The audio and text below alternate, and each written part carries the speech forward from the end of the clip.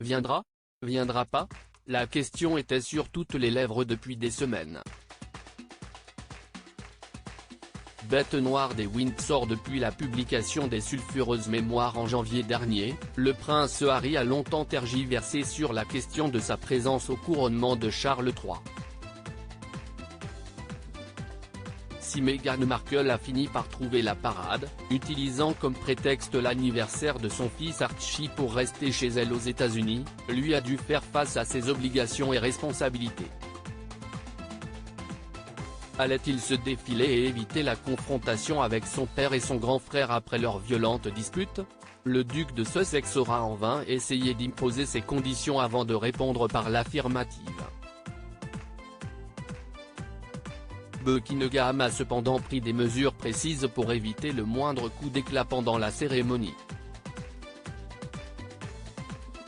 Pendant que Charles III et la reine consort défilent sur Whitehall Street sous les acclamations de la foulée, le prince Harry a pénétré dans l'abbaye de Westminster.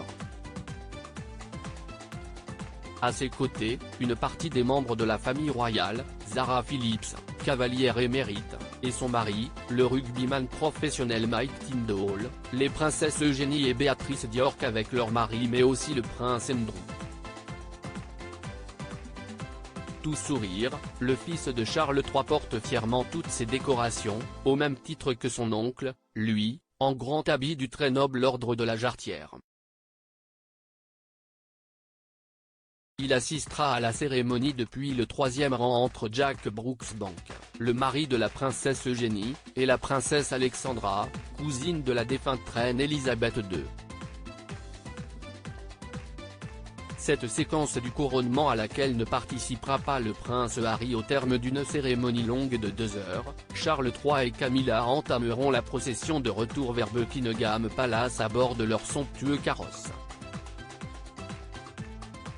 Arrivé à destination une trentaine de minutes plus tard, le couple royal recevra les honneurs militaires dans les jardins du palais avant d'apparaître au balcon de Buckingham aux côtés des membres de leur famille pour assister au passage de la patrouille de la RAF.